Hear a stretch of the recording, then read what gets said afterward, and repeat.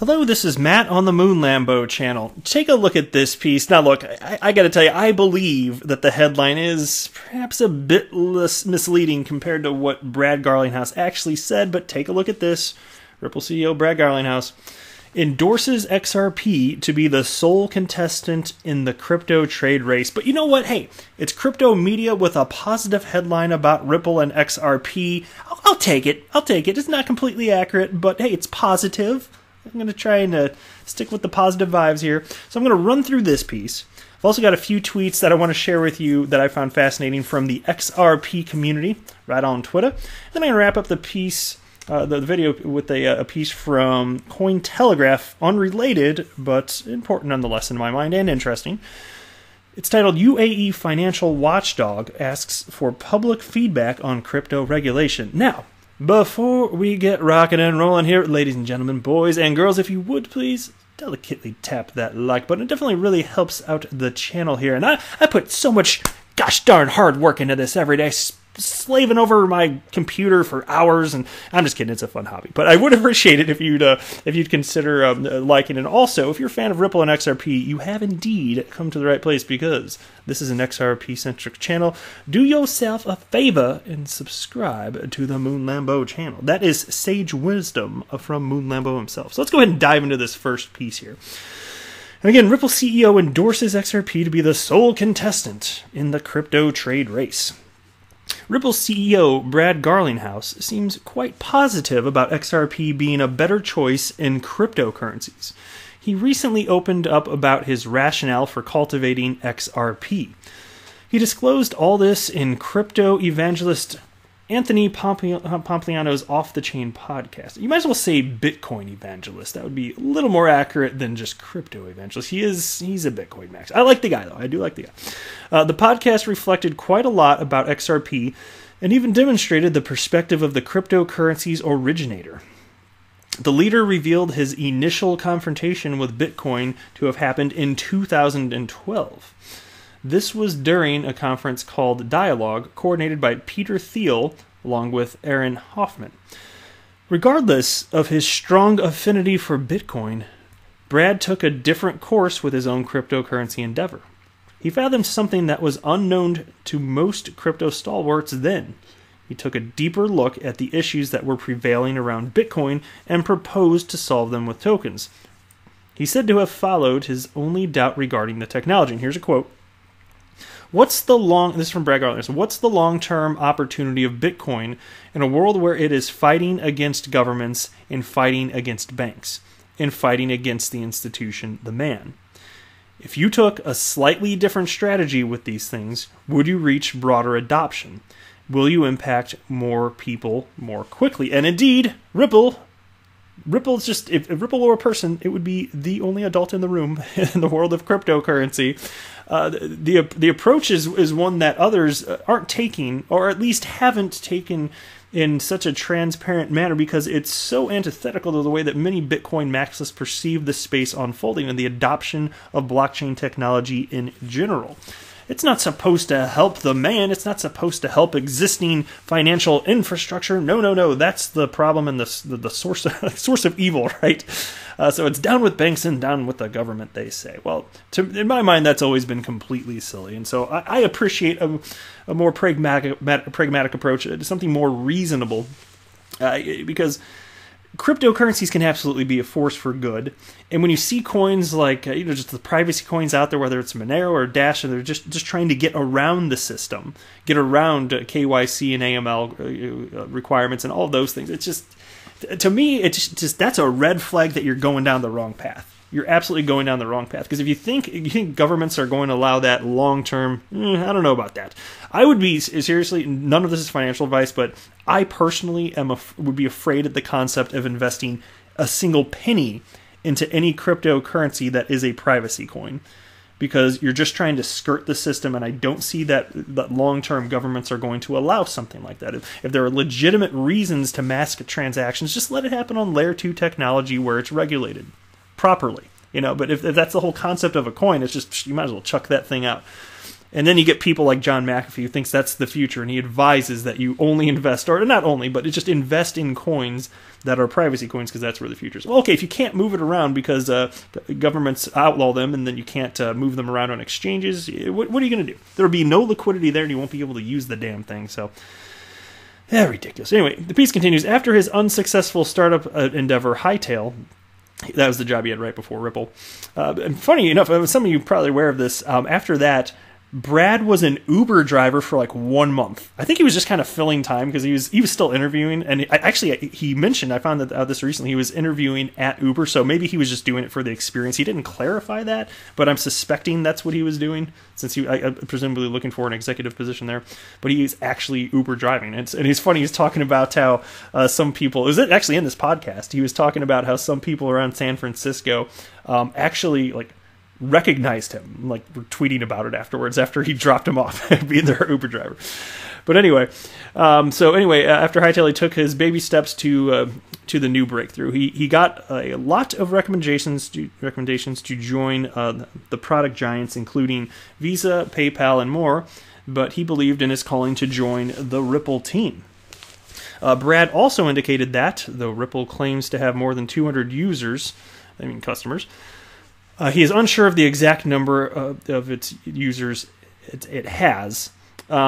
He also spoke. What he meant by that, though, was they're getting a lot of customers at a quick rate. And he said at this point, I don't know if it's 240 or 260. He said something to that effect. So it's more like it's happening so quickly. It's like you can get an updated number, but then the next day it might not be accurate. Anyway. So oh shoot, where was I just looking? I'm sorry, I just lost my spot here now. Oh, here we go. He also spoke about an unprecedented fact about Ripple, that it executes 2 enterprise-grade agreements a week and is anticipated to decipher into a lot this year. They gotta use the decipher, crypto media. Pick a proper word. That doesn't even make sense. That's like a broken sentence. Anyway, he even contended about Ripple surpassing its 3rd quarter milestone, saying that it was a leading indicator of increased adoption this year. By the way, that's a very bullish statement, but the amount of onboarding Ripple is doing in terms of acquiring customers, it's just outrageous. It's awesome. Speaking about his notions of Bitcoin, Brad cited his long on Bitcoin attitude. Having said that, Bitcoin harbors some problems regarding scaling and out of work. I think they meant proof of work, but this is crypto media. They wrote out of work instead of proof of work. Oh my God, facepalm. Somebody's fired. Anyway, actually not. This is this type of like mediocrity in terms of performance and checking your work. This type of mediocrity, it's encouraged in crypto media, so this is good. It'll probably get a raise. Anyway, he even indicated the impotency of Bitcoin to solve the exhaustive set of obstacles. He asserted XRP to be uniquely positioned to solve all the 14 problems in the payment system. He said, quote, XRP Ledger is roughly 1,000 times faster per transaction and 1,000 times cheaper per transaction, the only example of crypto and blockchain being used at scale, period. Which is absolutely factually correct. And it depends on which way you measure that, because that caught Anthony Pompliano's attention. He's like, what do you mean at scale? I mean, Bitcoin is being used at scale for massive quantities of trading and nothing else. So if that's the way you want to measure it, okay. But in terms of a cryptocurrency being used in the commercial production of anything, it's just XRP. Anyway, then the piece continues, it is also observed that this surfaces at a time when people are truly embracing and reaping the benefits of XRP as a cryptocurrency. Brad Garlinghouse also reportedly supported President Trump's and Steve Mnuchin's statement that indicated the necessity of a regulatory framework with regard to Facebook's Libra, which indeed makes sense to me. Whatever you think about what President Trump and Mnuchin had to say about shady actors using Bitcoin for illicit purposes, and Trump saying how he doesn't support cryptocurrency and Bitcoin, despite all that, Ripple still continues to be the adult in the room, acknowledging the need for regulation, because that part of any regulator that says there needs to be regulatory certainty, says that needs to be developed, I'm on board with that. That's perfectly reasonable.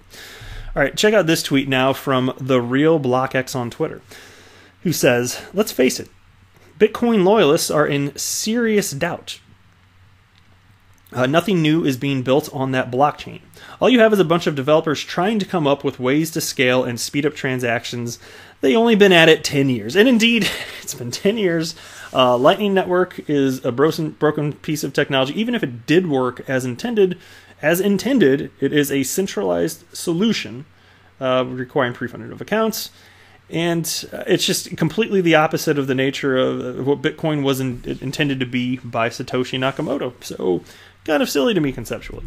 Next tweet here from Lord Lionel, XRP community, and then tags Bitcoin ETH LTC and writes, XRP is making Bitcoin look like a toy in comparison. XRP is being integrated with everything. It's crazy. When this rocket launches, it really will launch. And again, if you are like me and you believe utility matters, to me it makes sense to invest accordingly. You do you.